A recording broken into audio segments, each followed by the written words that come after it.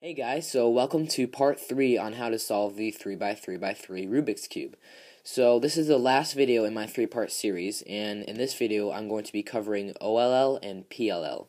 Now, OLL stands for Orientation of Last Layer, and what that means is I'm orientating all the pieces so that they face upward to solve the last layer.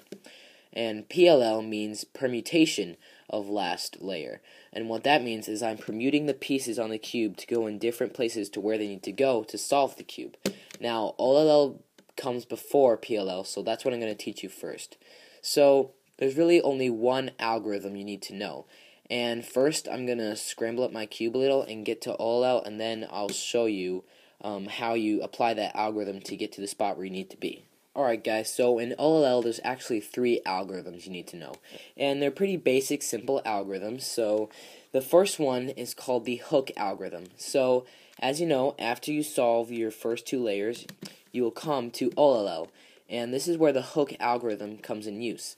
So it's called the hook algorithm because you do it when you see a hook on the cube. This piece doesn't matter right here, you just think of this as the hook. Whenever you see a hook, let's say, oh, I finished my first 2 layers. Now I'm on the OLL. Here's the hook. Whenever you see the hook, you put it in this position in the upper left corner. So once you see the hook, you're going to do this algorithm so you can get to a spot where you'll have a yellow cross on top. So I'm going to go ahead and show you the hook algorithm. F, U, R, U prime, R prime, F prime. As you can see, it has gotten a cross on our yellow side. So I'm going to go ahead and show you another hook case. So here's another one. It might look the same, but it's actually kind of different, I think. So it doesn't really matter which case you have. It doesn't really matter where the pieces are. All that matters is having a hook. So I'm going to go ahead and show you the hook algorithm one more time just so you can get it down and write it down. F, U, R, U prime, R prime, F prime. And as you can see, it gets our cross again. So there's the hook algorithm, and the next one is the bar algorithm. So I'm going to go ahead and scramble my cube again so I can show you the bar algorithm. Alright guys, so this is what the bar looks like. And as you can see, it's just a bar across the cube. Now sometimes you might have a bar where pieces are facing up like that, but you just have to ignore those. You just have to look for the bar. So whenever you see a bar, let's say it's in this position, you just have to make sure that the bar is horizontal. So the bar algorithm is almost exactly the same as the hook algorithm. So it's a very simple one to do. So I'll go ahead and show you it. Here it is.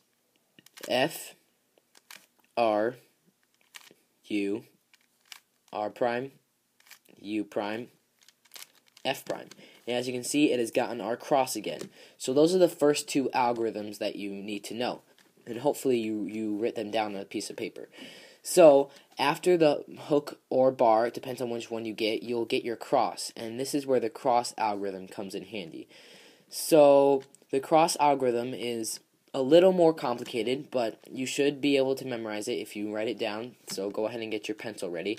And I'll go ahead and show you the cross algorithm. R, U, R prime, U, R, U2, R prime. So what the cross does is, the only reason you do that cross algorithm is to get this OLL case, which looks like a fish. And this is actually called the soon. So the only reason you do the cross algorithm is to get the soon. And once you have the soon, you put the soon in this position. So you put the fish, or fish, in this position facing the bottom left, and all you do is you do the soon algorithm or cross algorithm 2 more times. So we'll go ahead and put it in this position, and then we're going to do the cross algorithm twice. So here we go. R, U, R prime, U, R, U2, R prime. And the only reason we do it twice is because, as you can see before, here, I'll go ahead and show you if I can get it there. Sometimes it's hard to get the cross algorithm. Here we go. As you can see before, this is how it originally was after we did the cross algorithm the first time. As you can see, this piece is facing out to the right, and so is this one, and so is this one. But after we do the cross algorithm again, the pieces are facing inward to the left, or facing us. And that cross algorithm, actually once you do it once when you have the fish, the reason why you do it again is you put it in this position, and watch what happens when you do the soon or cross algorithm again. R, U, R prime, U, R, U2, R prime. It solves the yellow. So we'll go ahead and go through OLL one more time. So I'll go ahead and give this cube a scramble, and then I'll come back to you. Alright guys, so as you can see, we're on another OLL case. Now you might wonder, well, there's just a dot, so what do I do here? Well, it turns out that if you just have a dot, just ignore the corner pieces. If you just have a dot, you do the bar algorithm. It does not matter which way the dot is facing because it's a centerpiece, so it can't really be facing anywhere. So if you have a dot, all you have to do is do the bar algorithm, which is F, R, U, R prime, U prime, F prime. As you can see, when you have a dot and do the bar algorithm, it gives you the hook. So if your hook is in this position, you just got to put it in the right position, which is the upper left, and you do the hook algorithm. F, U, R, U prime, R prime, F prime. And then that gets you the cross. And so now all we have to do is our cross or soon algorithm. You can call it either one.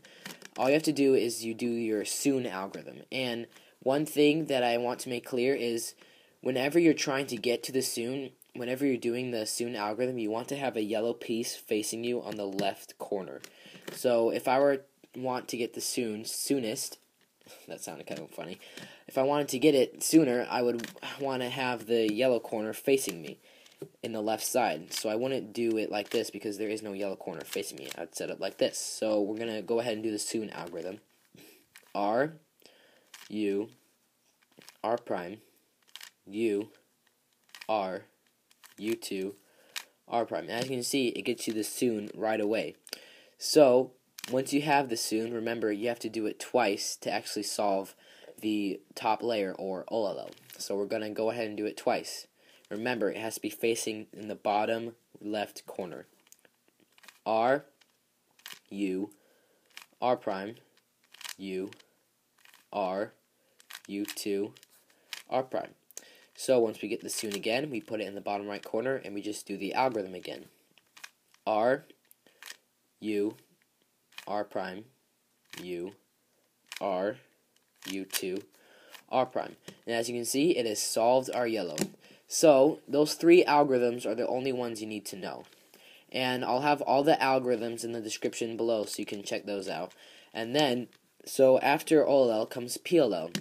So you have just completed step 1 out of step 2 in part 3 video. So now we go on to step 2, which is PLL. Alright guys, so we're on to PLL. Now this is probably the hardest thing to explain in trying to teach someone 3x3 Rubik's Cube, so please forgive me if I mess up a little bit or like don't explain my words very well. So there's 4 algorithms that you need to know, and I'm going to go ahead and show you each of them. So the first one looks like this. You'll have one side that's completely solved, and then you'll have 3 corners, or I'm sorry, edges that are misaligned, as you can see. So what we have to do in this is we have to cycle them to solve the cube. And now I'm going to go ahead and show you the next one. So the next one looks almost exactly the same. You're going to have a solved side, and you're going to have to cycle 3 edges, but this time you're going to have to do them counterclockwise.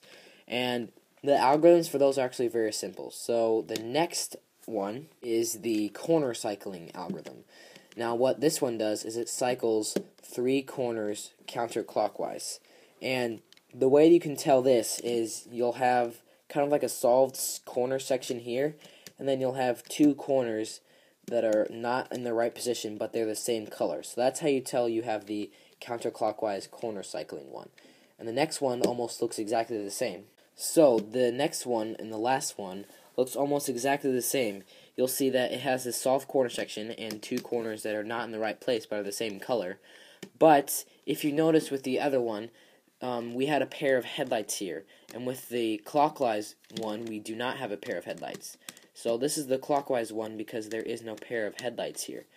So those are the 4 algorithms that you need to know, and I'll go ahead and start with the first one that I showed you. Alright guys, so this is the first one.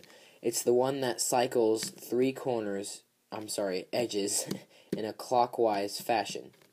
So this algorithm is recognizable by, again, you have the solve side, and then you have one side, if it's the right side, as you can see, you have orange, and then you have its opposite color, which is red, on the right side. So if you have a color with its opposite on the right side, you know that it's the clockwise one, and if you have a color with its opposite on the left side, you know it's the counterclockwise one. So blue is not the opposite of red, so we know that this isn't the counterclockwise one. But red is the opposite of orange, so we know that this one is the clockwise one. So I'm going to go ahead and show you the algorithm for this, and it's pretty simple. It's a little complicated at first, but you want to definitely write this down. R prime, U, R prime, U prime, R prime, U prime, R prime, U, R, U, R2. So it's a pretty long algorithm, but I'll go ahead and show you it again one more time just to make sure. Sorry, that was the wrong one. Alright, so now I'm going to go ahead and show you it one more time, and all the algorithms will be in the description. R prime, U, R prime, U prime, R prime, U prime, R prime, U, R, U, R2. So now that you know that one, and you've probably written it down, I'm going to go ahead and show you the next one. So as you can see, it looks exactly the same, only this time we have a color with its opposite on the left side, so we know that this is the counterclockwise one. So this one is almost exactly the same, it's a little different though. So I'm going to go ahead and show you this one, which is R2, U prime, R prime, U prime, R, U, R, U, R, U prime, R. I'll go ahead and show you it one more time. So as you can see, we have a color with its opposite on the left side, so we know it's the counterclockwise one, so let's go ahead and do it. R2, U prime, R prime, U prime, R, U, R, U, R, U prime, R. So those are the first 2 algorithms, and hopefully you've written them down, and now we're going to move on to the next 2 algorithms, which are the corner cycling ones. So now we're on to our corner cycling. Now this is the counterclockwise one, and you can tell it's counterclockwise by looking and seeing you have a solve section here, and then you have 2 opposite corners that are the matching color. And with the counterclockwise one, you have headlights. And what you do is you put those headlights to the right. And you have to make sure that your solve section above here is above its right colors, which it is. So once you have that, you put your headlights to the right, and you do this algorithm. Now the algorithm starts off with an X move. So an X move is basically this, and an X prime move is this. So you're going to do an X move, and you're going to do this algorithm.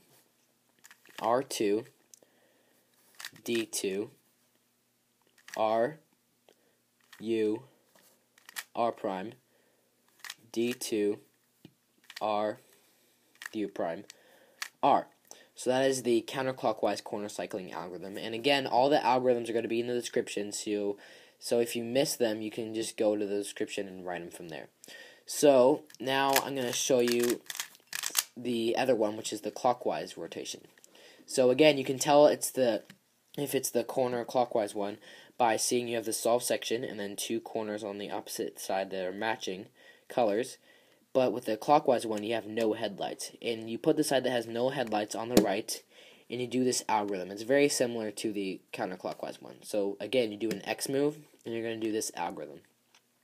R prime, U, R prime, D2, R, U, R prime, D2, R2.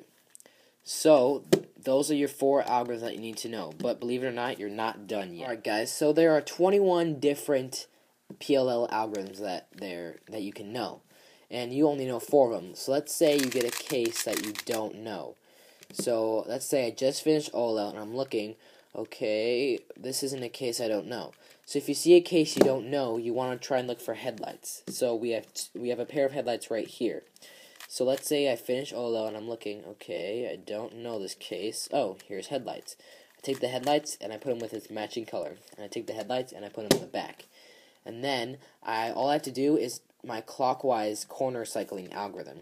So once my headlights are in the back, I do an X rotation, and then I do the algorithm, which is R prime, U, R prime, D2, R, U prime, R prime, D2, R2. And as you can see, it gets us to a case that we know.